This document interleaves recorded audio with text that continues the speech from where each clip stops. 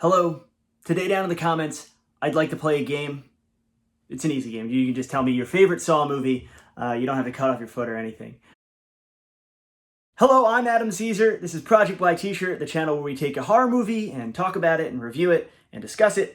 And then we pair it with a book recommendation that you might like to read if you like those movies. I am the author of Clown in a Cornfield and several other books that you can go read in paperback, ebook, audiobook, beautifully produced audiobooks. And I just have to take a minute to toot my own horn here for a second. I don't normally do this, but Clown in the Cornfield just won the Bram Stoker Award. Yeah, this is the first video I've shot since it was announced that Clown in the Cornfield won the Bram Stoker Award for Superior Achievement in YA Novel. So please go check out that book, and if you have checked out that book, tell your friends and review it. But I'm very honored. Thank you to the HWA. Thank you to everyone, all their voting members. I don't have my statue yet, but I'm really looking forward to it, and I'll probably do a little video when I get the statue. It's a very, very cool piece of art. I've been lucky enough to see a few people's actual Stoker Awards, but now I have my own, so I'm gonna get to put Warhammer figures around it and stuff. Today we are talking about the Saw franchise. When I did my franchise overview and review and ranking of the Puppet Master films, I was kind of like, oh, that took forever. That was a very long video. I'll probably never do that again. And here we are. I stepped out of the theater seeing Spiral. It was after I had kind of revisited Saw on the 4K Ultra HD Blu-ray here. And I was like, you know what? Why don't I just go through all the sequels, and then I can talk about them and have some level of expertise and more familiarity than if I just talked about those two movies on their own. So I'm going to structure this video like the last video, like the Puppet Master ranking. I'm going to talk about the films chronologically, kind of give my little capsule review of each one. I'm going to try to keep it short, talk about all 9 movies, and then I'm going to rank them, and I'm going to tell you about them out of order.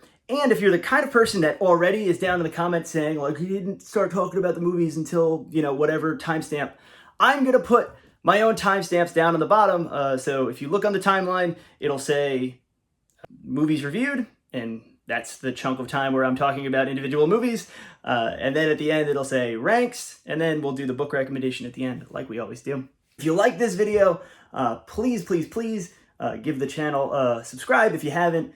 Give the video a like. Really helps me keep things going, really helps me keep pushing forward and making these videos. So thank you so much to everyone who's hung on this long and is going to watch me now talk about 9 of Lionsgate's big franchise, the franchise that launched the careers of a lot of different horror creatives and reinforced the careers of a lot of different horror creatives. And we're going to talk about all these films now, starting with Saw, the movie that started it all.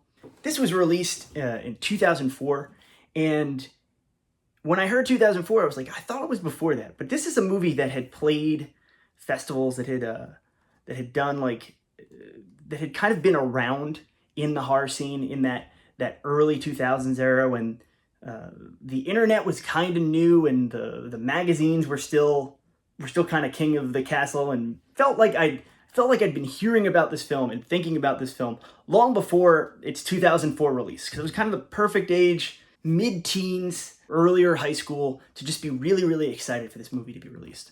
So this was like an appointment movie. There was so much buzz around it. There was so much buzz in the horror scene, in that kind of early internet scene. Like, oh, have you seen it? Some people had seen it. Some like horror tastemakers had seen it and couldn't stop talking about it. And it was like, oh, are they going to cut it to get an R rating? There was all this different discussion around this film. Oh, I heard they only made it for $1 million. Like, these guys from Australia made this movie for $1 million. Now it's going to get a big theatrical release. So this is a movie where it's hard if you weren't around or you weren't paying attention to this kind of thing at the time. This, to me at least, this felt like a big event movie when this movie finally came out. And when I got to go see this movie in theaters, I hadn't thought about it much since then. I liked the movie a whole lot. I really enjoyed it. I went and saw the sequels in theaters, or we'll talk about that, but I went and saw most of the sequels in theaters. This is a movie that I hadn't really thought about, I hadn't really revisited, and I think that's somewhat to do with my own biases of like, oh, well, that's a movie that became a popular franchise. Whatever kind of snob I was being, Saw, yeah, that was a nice little indie darling movie that spawned a big multi-million-dollar franchise. I just hadn't thought about it. I hadn't when the first Blu-rays came out, I never rewatched it. This 4K edition, my friend and I, Scott, we were like, let's go see Spiral when it comes out. I was like, well, let me pick this up because I want to refresh my memory about this movie and this series. And damn, like I said about being a snob, this is, if you pick up anything in this video, if you watch any movie in this video, you really owe it to yourself, especially if you haven't seen it in a while.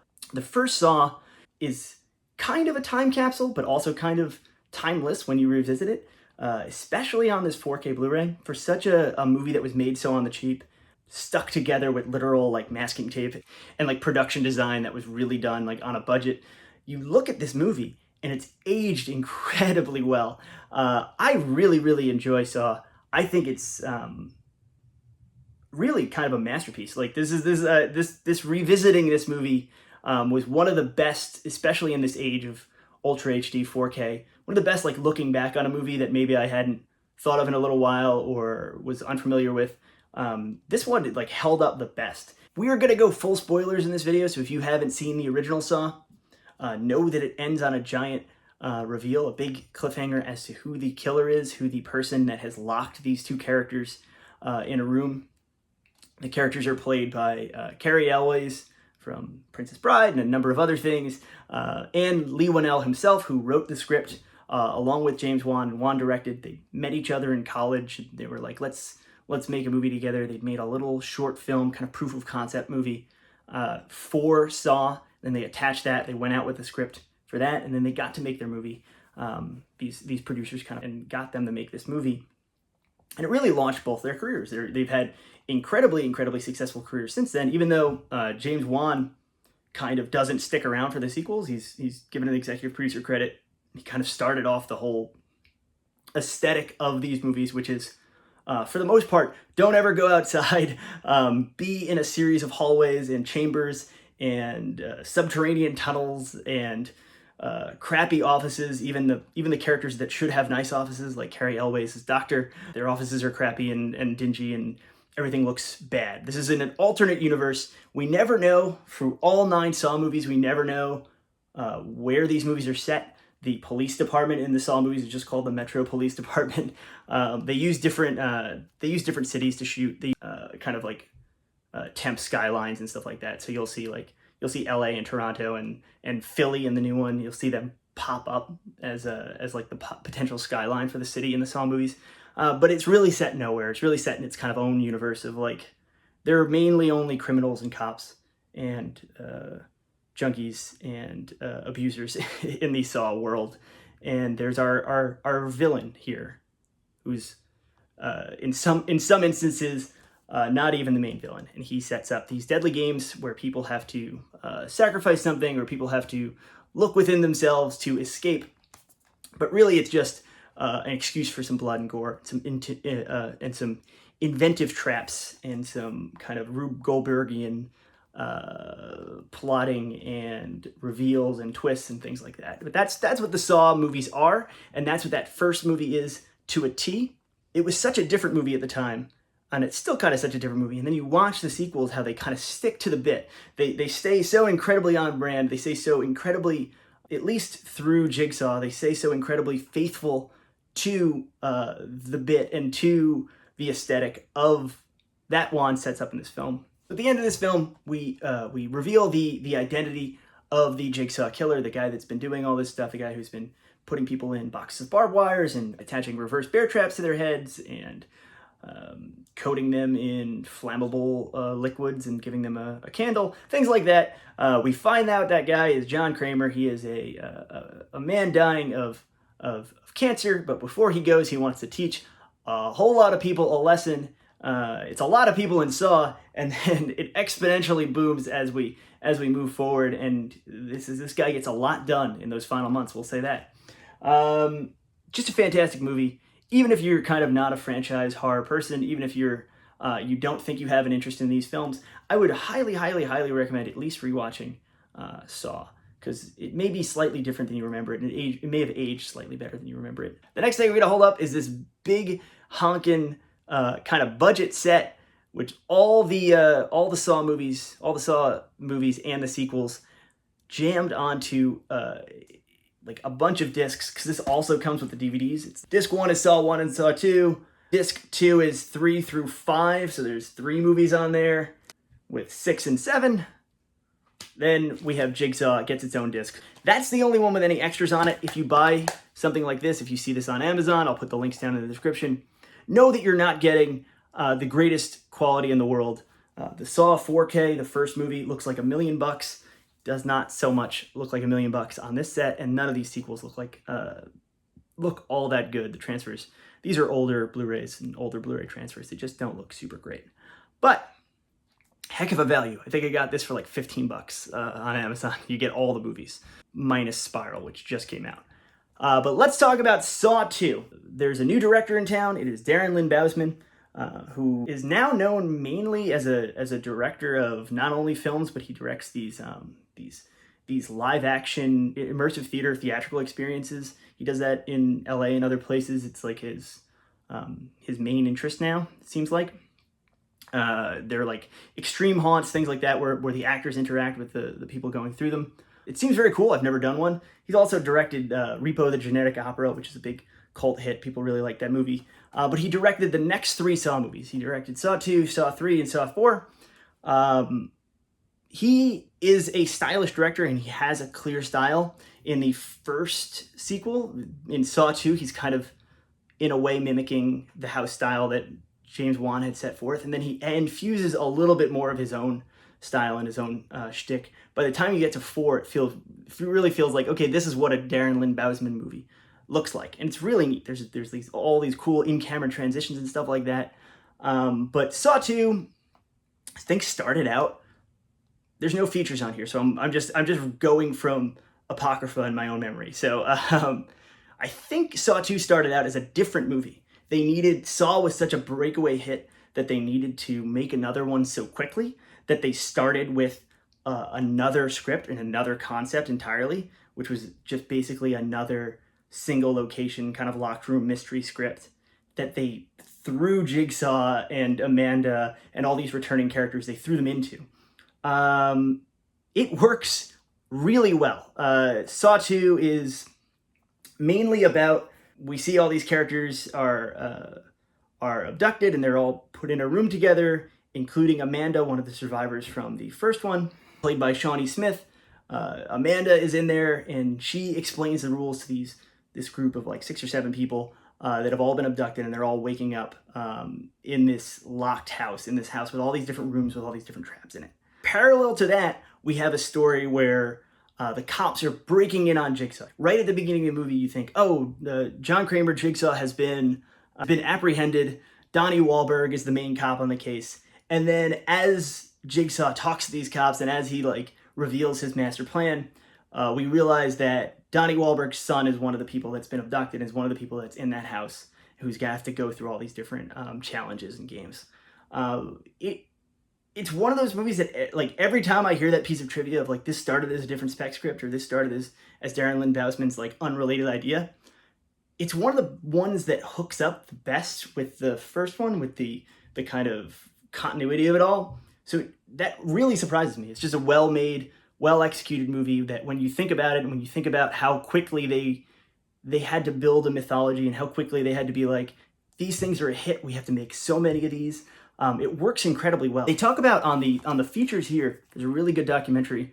It's about an hour long. It talks about mainly just the first Saw, but they talk about the idea that this could have been a straight-to-video movie. Like they didn't think when they were making the movie that this was going to be a theatrical film. They were like, okay, maybe we'll get a nice straight-to-video, straight-to-DVD kind of bump from this, and it'll do well there, and it'll be kind of a cult movie. But when they screened it at Sundance, when crowds went wild for it, when it was like one of these like legendary midnight showings at Sundance, they knew they had something there, and they gave it a theatrical run. So there is an alternate universe where these are all straight-to-video movies. These are all the kinds of movies that we usually talk about on this channel that kind of either fell through the cracks or getting, reappraisal several years later because people are discovering them. That could have been Saw very easily had it not had this kind of lucky bounce, had it not kind of been this zeitgeisty movie that it actually was, that it became.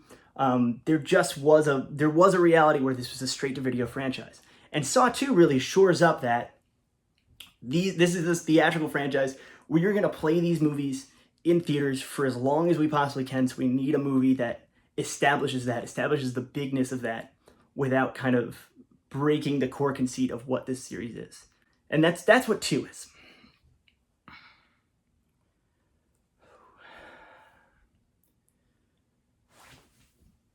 Which leads us to Saw 3, which in my opinion, even though it is the same creative team, it is Bousman again directing, and Lee Winnell returning to write. He had co-written 2. He'd written the first one. 3 really, to me, runs into the mistake of focusing on things that are not as interesting in the franchise. It involves this character Jeff. He's the main kind of victim, or the main contestant in Jigsaw's game this time. Real grief-stricken, sad sack guy whose son has been murdered by a hit-and-run driver. And Jigsaw is like, okay, Jeff, your revenge, your need for revenge is gonna consume you. I'm gonna teach you to let go. I'm gonna teach you to forgive. And this is the longest Saw movie. This is the only one that like breaks 2 hours at all, I think. How long is it? Let's see. Maybe it just feels longer than it is. It doesn't break 2 hours. The internet says it's 108 minutes, but it gets close to 2 hours. This is the longest one by a country mile. And it's just so much of it is taken up with Jeff and him coming into a room and him seeing a person there that's either partially or fully responsible for his son's death, and having to like try to get them out of a trap. The bright spot of 3, for me at least, is the traps are very cool. The traps really are, they were hitting a formula here for how to approach these things and how to make them very, very visually interesting and incredibly intricate, but not too ridiculous that like no one would ever do that. Well, no one would ever do that, but believable within the realm of the Saw universe. He finds a person in each room and he's got to save them, and Jeff just sucks at saving people. So like each one he does like make the decision, I'm gonna save him, and then he doesn't. At the same time, Jigsaw is playing this power struggle game with his doctor, his new doctor, who he's hooked up to like this Heron trap to try to save him, to try to operate on him because he's doing really bad with his cancer, and his new protege, which at the end of the last film we learned is Amanda. Saw 3 sets up so many cool things, and then is in such a rush to have shocking moments happen in its ending that it kind of, in a certain way, and it really only happens in retrospect, it really only happens after you sit and watch the sequels, it kind of throws a bunch of babies out with the bathwater. Not just one baby, but many babies out with the bathwater, because it ends a lot of different possible storylines for the series.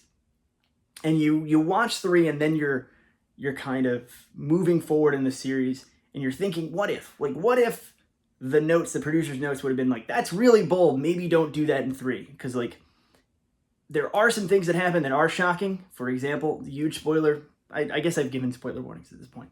We're talking about all these movies, and we're just going to spoil the hell out of them. But they kill John Kramer, they kill Jigsaw, which is a cool idea. The idea that you're going to keep making these movies, but you're not going to have, like, it's as if in the first Nightmare on Elm Street, when Nancy actually kills Freddy, she really killed him and he's gone. And then you have to find out ways to have a franchise without him. That's what they do here. That's what they do in 3. More to the detriment is they get rid of Shawnee Smith's character, Amanda, who's such an interesting dynamic of like she's going to be his protege, but they try to retcon it because they try to have another protege. So it's a movie that seems like it's written with like, this will be really cool, this will be really final, this will feel really big, and then you realize you have 6 more movies in the series, and you kind of wish they didn't do those things in 3, or at least I didn't. And just generally, of the 3 we've talked about so far, it's the only one that feels like it drags. It's the only one that feels long.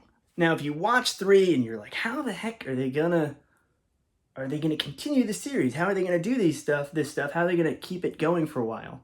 Saw 4 exists pretty much solely to answer that question, because it's where the series really starts messing with timelines and audience expectations, and really starts being a serial experience.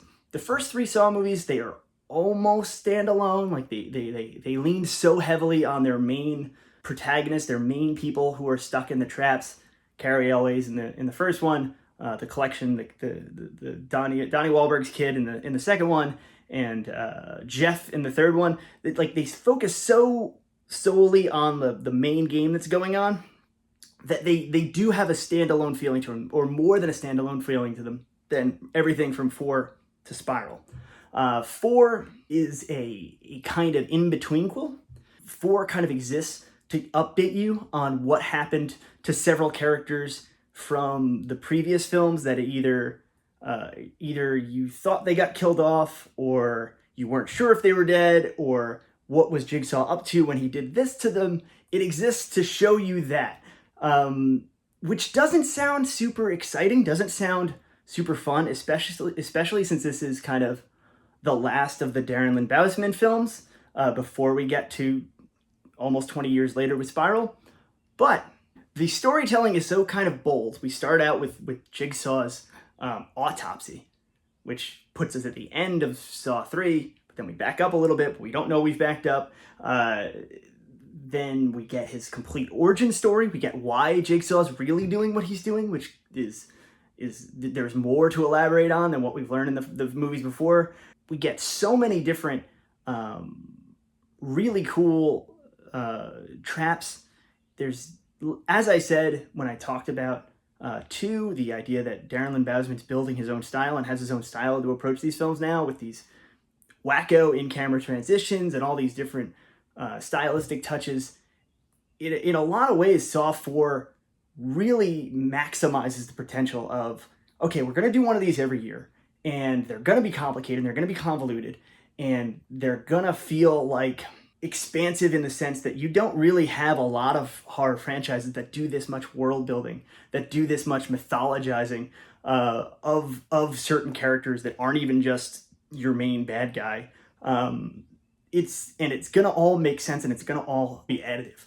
If you look at something like the Friday the 13th series, there's so many contradictions within like the continuity of that series. Ditto with Freddy, ditto with Michael Myers, which is, replete with do-overs and reboot-quels, and forget that one. Like the beauty to me of Saw 4 is that it embraces that quasi, what if we were the horror Days of Our Lives? What if we were the horror, what if we were the horror equivalent of like an ongoing crime series, or a really sprawling mystery that takes multiple movies to tell? 4 really is kind of the perfect encapsulation of that idea. And so that's, for a lot of reasons, I really like it, even though you end Saw 4 and you're right kind of back where you started. You kind of realize that not a lot Saw 4 tells you is integral for your understanding of the movies that came before and the movies that came later. It's just kind of extra information. It's the kind of stuff that people would get mad at a show like Game of Thrones or something for doing, like, why are we focusing on this? Like, I want to know about this, and I want to see the story continue. 4 doesn't do that, but 4 kind of takes its time and kind of appreciates the world that this franchise has built in a really interesting way that I like a lot, that I understand that if people watch that one, they're like, well, I'm just back at the start. Like, I've learned one new thing. I learned who else is going to be the bad guy in the next one. That's all I really learned while watching Saw 4. But to me, it's the journey. It's the enjoyment of these set pieces, and Saw 4 does those really well. I may have mentioned earlier in this video that I've seen most of these movies theatrically, and Saw 5 was the beginning of the end of that trend, because I remember seeing Saw 5 in college, and this was, you have to remember, these movies were released one year after the next, always in October, and by the time they got to Saw 5, they were using the tagline, I believe, if it's Halloween, it must be Saw, or it's Halloween, time for Saw, or something. I forget what the exact tagline was, So they had really branded this as like the thing that you do every Halloween. By then I was in college. The group of high school friends I kind of went to see these movies with was not around anymore, so I think I like went to a matinee showing by myself between classes, and I sat there and I know I had seen 4, and I just 5's continuity and its reliance on you remembering things that happened in the last few movies kind of alienated me. I remember this very specifically, this feeling of, I'm watching this and I understand half of what's going on. And why do I understand half of what's going on? Because it was only a year ago that I saw the last one. I should really be able to remember and keep these things straight. And that was the last one until Spiral that I'd seen in theaters. That was the one that kind of broke me a little bit. And upon revisiting it, upon rewatching Saw 5, that was probably a little unfair. That was probably a little uncharitable. But it's very, very, very reliant on your knowledge of the past movies. Here again, we've got a new cop, because at this point we've had a bunch of different cops, starting in the first one with Danny Glover and his partner, and moving on as we either kill them or turn them into disciples of Jigsaw. But Scott Patterson, who is Luke from Gilmore Girls, he is a detective who's kind of hot on the trail of Jigsaw's successor, Detective Hoffman, who's played by Costas Mandylor. And he, in the very beginning of Saw 5, we see him get stuck in a trap. We think he's going to die, but he actually gets out of it in a very ingenious way. And at this point in the series, some of these traps are Jigsaw traps, which you can get out of, which he plays fair, and some of these are Hoffman traps, where he's kind of just a murderer, and there's supposed to be no way you can get out of these traps, which is a very interesting idea to play with in this series. Like, which of these games are fair and which of them are not. Not that these movies spend a whole lot of time kind of drawing a distinction between the two, but it is there. So Saw 5, for the first time in a bunch of movies, this is a new director. This is David Hackle, who this is his feature film debut, directing. And Saw 5 is the one movie at this point that just feels like it's hitting its marks. Just feels like, okay, we've got a cop character, we've got Scott Patterson, and he's going to do his cop thing, which it is interesting that he's like kind of onto him. And he's one of the few successful cops in the Saw franchise, in that he like figures something out before he just immediately gets murdered. And then we, as part of the main game component, we have these all kind of shifty characters who all kind of somewhat know about each other, but we don't get a reveal as to why do they know about each other, why are they being punished, why did Jigsaw put them in this pretty rote. The traps aren't the greatest. They start in one room, and then they go to the next, and then they go to the next, and they go to the next, and I think each one is kind of 10 little Indians out between each room. Someone dies in each room, and, you know, spoiler and big twist, at the end they realize that none of them had to die if they all just worked together. It's about like team building. This is Jigsaw doing like a team building retreat. But to me, it's the first one in the series that there's no major formal or plot or thematic kind of invention. It's the first one that feels a little bit like the ones that feels a little too much like the ones that came before it. Your mileage may vary. Some of the traps are better than I'm probably giving them credit for. It opens with a play on Poe's Pit and the Pendulum, which is really, really good. That's a cool one. But that's the kind of main one, and then it's all downhill from there, at least for me. But Saw 5 was the 2008 one, and that was the one that was so convoluted for me, I pushed in my chips, and I was like, you know what, I'm not seeing these in the theater anymore. That was a mistake. That I freely admit now that having watched all these movies, having revisited all these movies as an adult, and having watched them all in a row, I kind of wish I didn't. I kind of wish I'd kept going to at least see 6 and 7. Because Saw 6 takes the formula that we know and then actually applies a really interesting little piece of social, political thematics on top of it, as thin as it is, that really, really helps the series and really feels interesting and fresh. This is the first Saw movie directed by Kevin Gruert.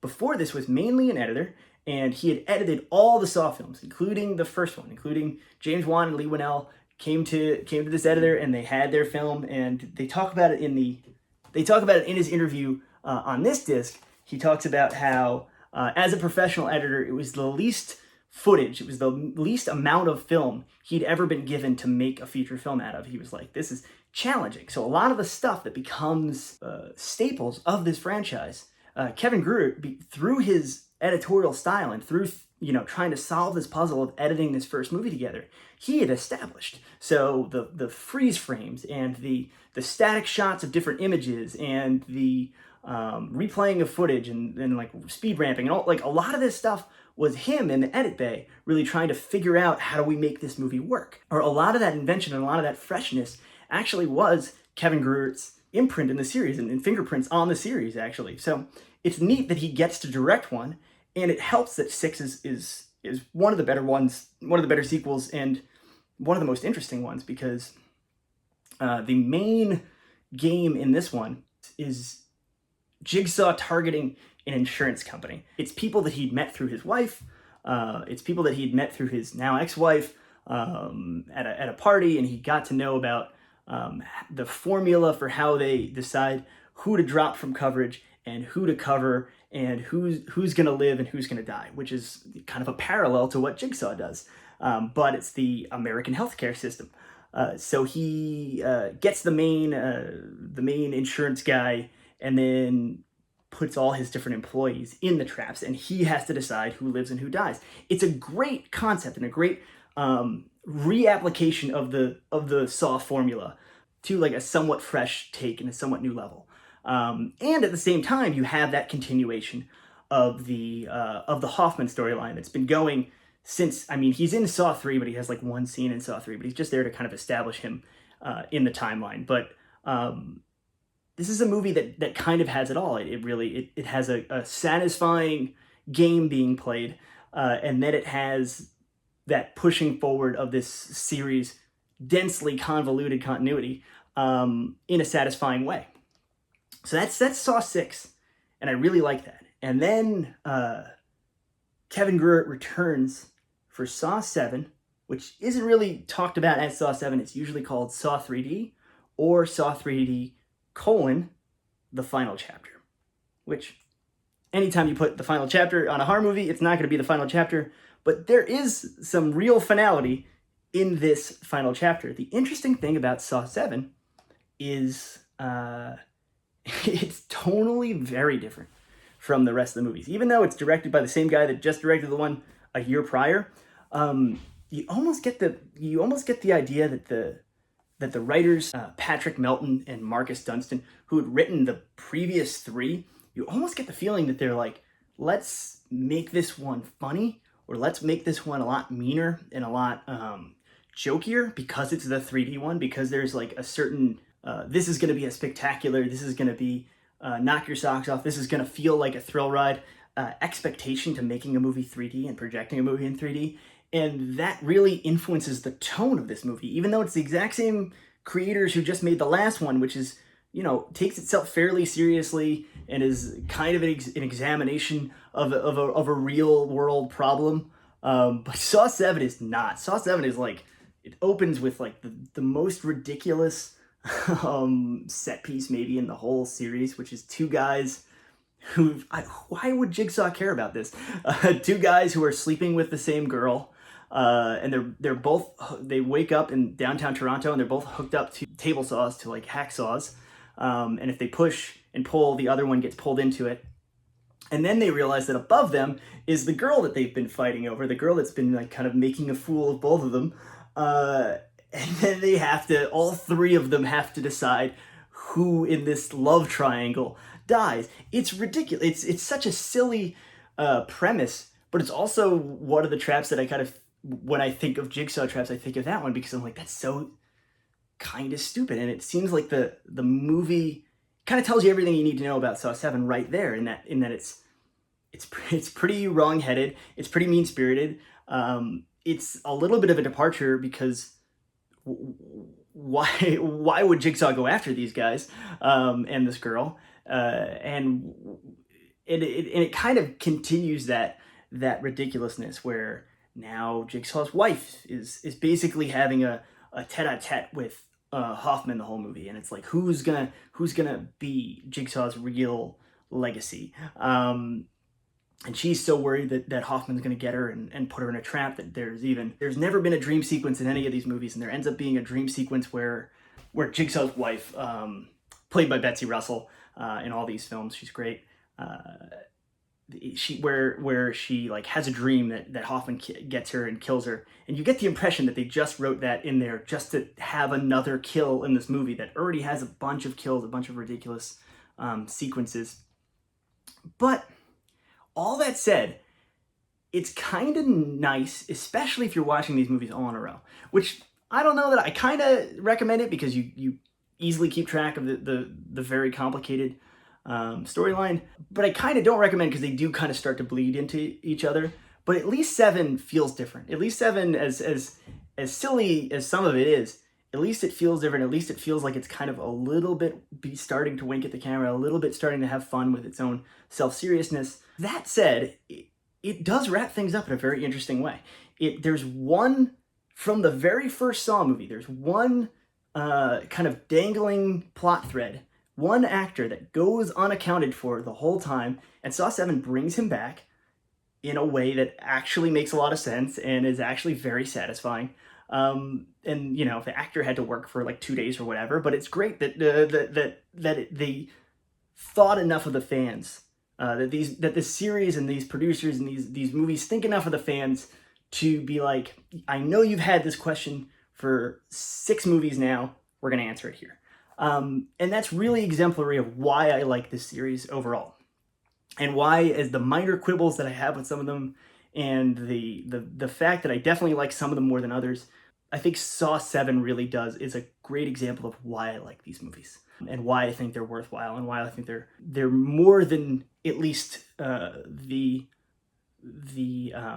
furor that they'd spawned and the discussion that they'd spawned within the horror community, and the horror community facing the rest of culture, this idea of torture porn and things like that.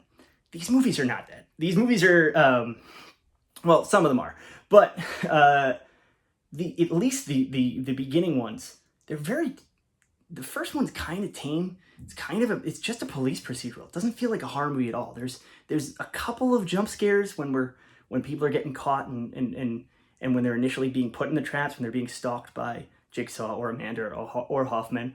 There's kind of jump scares there, but the rest of them don't feel super like horror movies to me. They don't function like horror movies. They feel like really dark episodes of Law and Order, which I kind of mean is a good thing, because they have their own tone and they have their own feeling and their own reason for being. They do not feel like this term that is popularized by them. They do not feel like torture porn at all.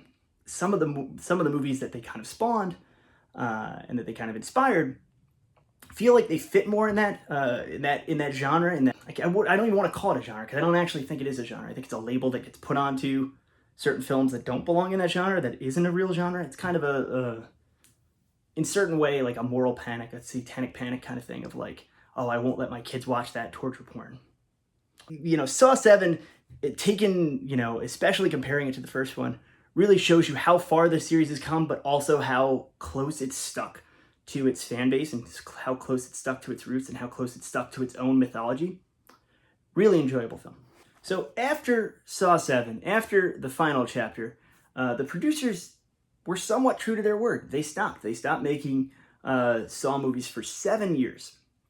There's the entirety of these movies. Remember, they were released one after the other. So the entirety of the series lifespan, they took that amount of time to come back and make a 8th film. They made Jigsaw. Jigsaw is a very, to me, a very ambitious and a very interesting failure.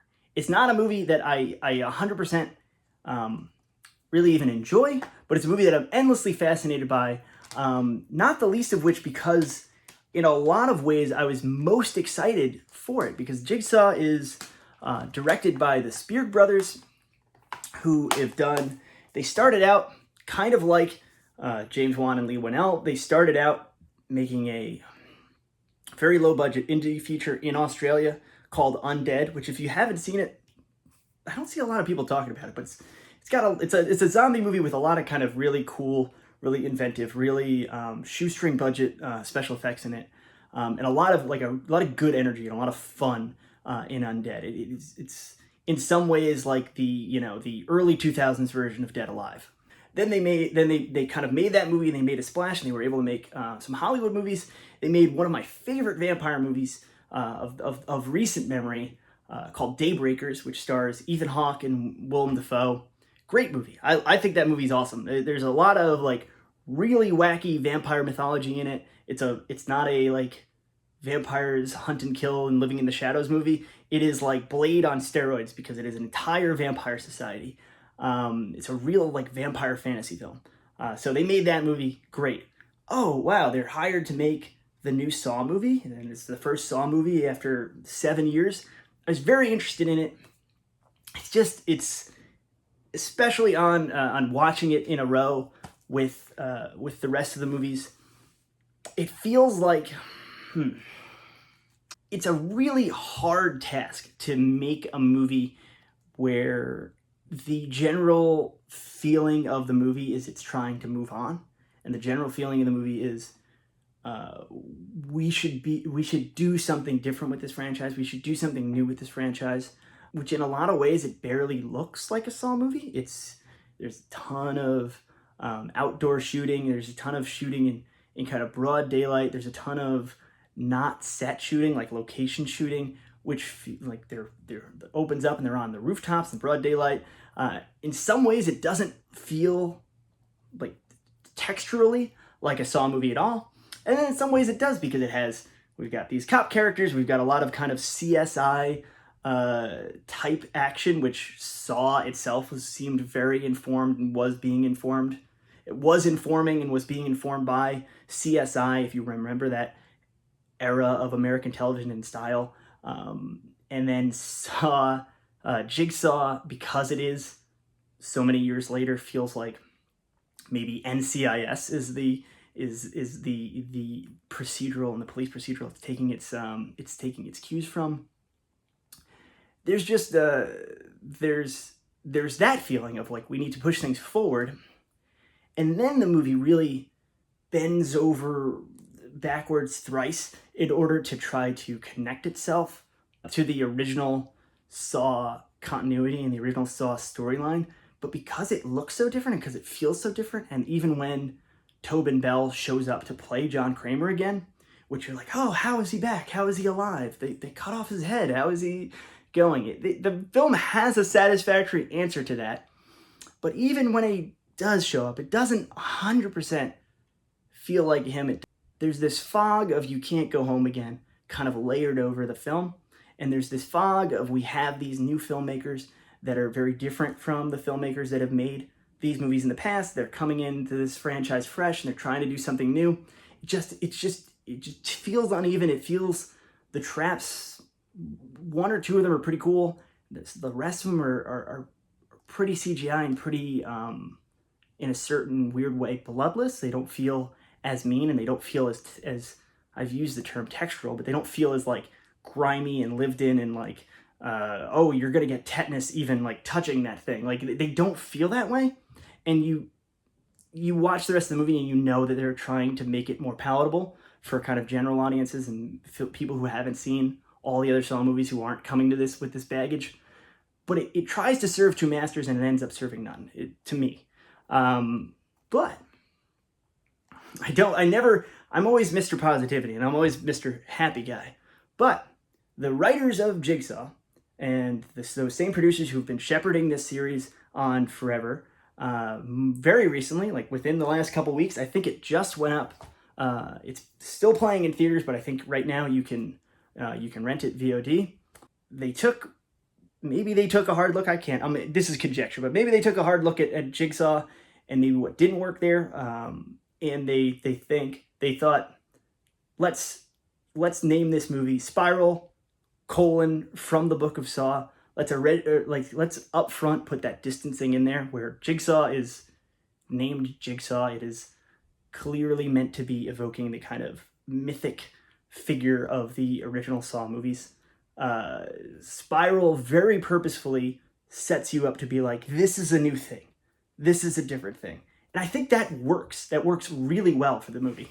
But at the same time that Spiral, from the Book of Saw, kind of knows that it should be distancing itself from the kind of baggage of fan expectation, it also is in some ways a kind of celebration and a homecoming of the Saw series, because we have Darren Lynn Bousman returning to direct it.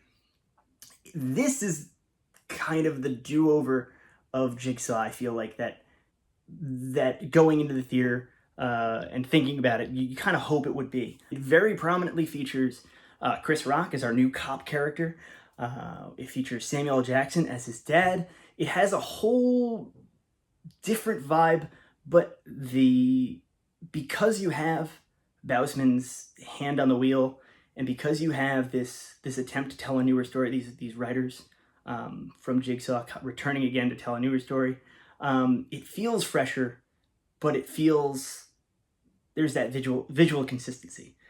Jigsaw ends up being the outlier because Spiral, even though it's now almost 20 years later, there's more sets, there's more being inside, there's more visual fidelity to the series because we have Bousman back again.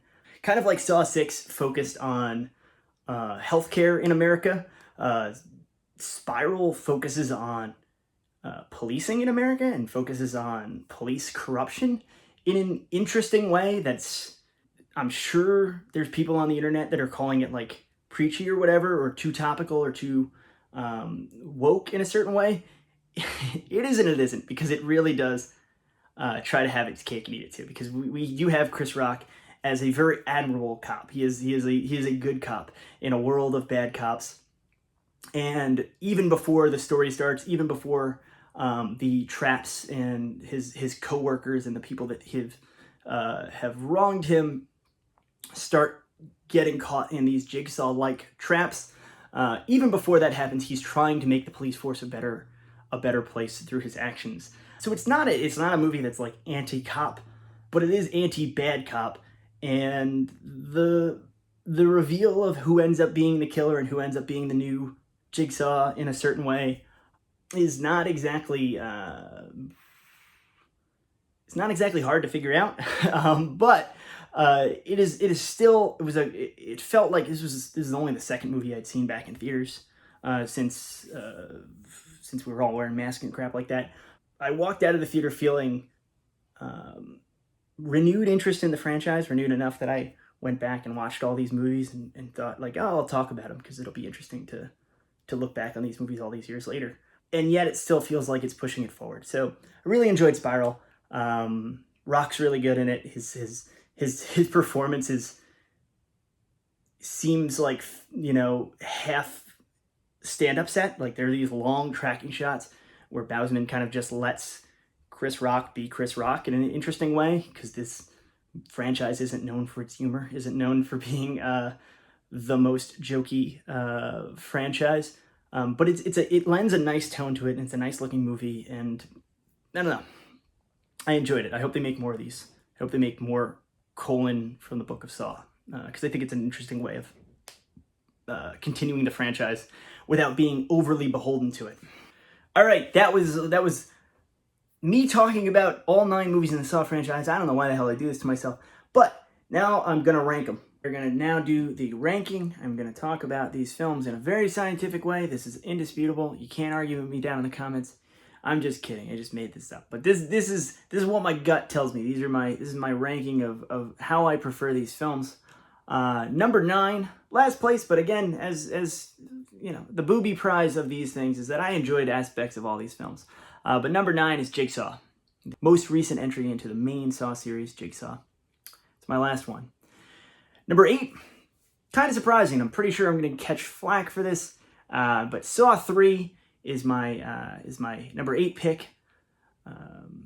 Just basically so low because it's the only one of these movies that feels at all like it drags. They all have a lot of buoyancy and a lot of air in them. They all kind of move, and Saw 3 doesn't. Combine that with all the stuff I said when we got in Saw 3, that's number 8. Number 7, even though it has a killer opening, Saw 5 is my number 7 pick. Number 6, Saw 4. Saw 4. Maybe the most stylish of all the Saw movies. I really, really enjoy Saw 4. I had to make some hard choices because I looked at the ranking and I was like, this one could move 1 or 2 up depending on the day, I think, because it really is the most stylish one. But as I said, by its own admission, it kind of doesn't push the plot forward all that much. It kind of just luxuriates in the world, which is a lot of the reason why I like it, why I think it's great.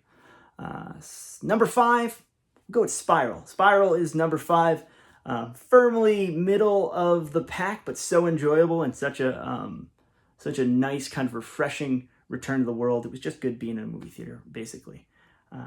So that means number 4, Saw 6, the healthcare Saw, the something's wrong with insurance companies and the healthcare system in America Saw, which had, with John Kramer's origin story and the fact that he is dying and that the fact that his doctors didn't take immediate proper care of him, especially when we consider all the in-canon stuff, especially all the stuff we learned in Jigsaw, is kind of a theme that runs throughout the movies, but it's only really 6 that actually deals with it. So that's number 4. Number 3, the movie that proved Saw could be a franchise and a viable franchise and a vibrant franchise, Saw 2. Really enjoy that film.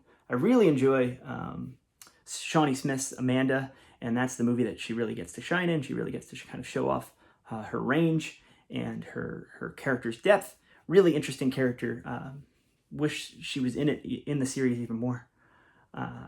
Number 2, probably the most controversial pick on this list. My favorite of all the Saw sequels, based on pure enjoyment, based on pure giving people what they want, both in terms of tone and gore and gags and ridiculousness, but also in terms of plot development and returning characters.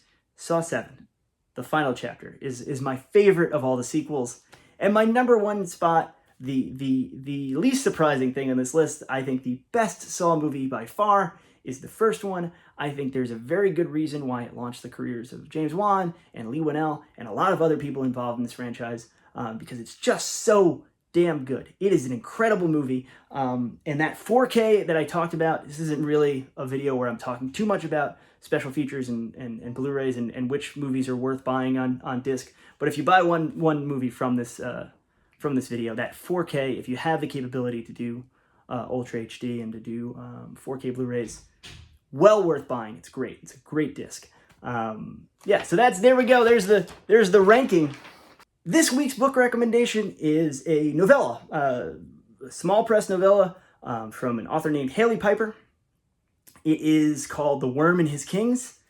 Why am I pairing it with Saw? Why it's kind of supernatural. It's kind of a cult story about cult indoctrination and this woman trying to get her girlfriend out of a cult, or at least search for her or find her, teaming up with this other person.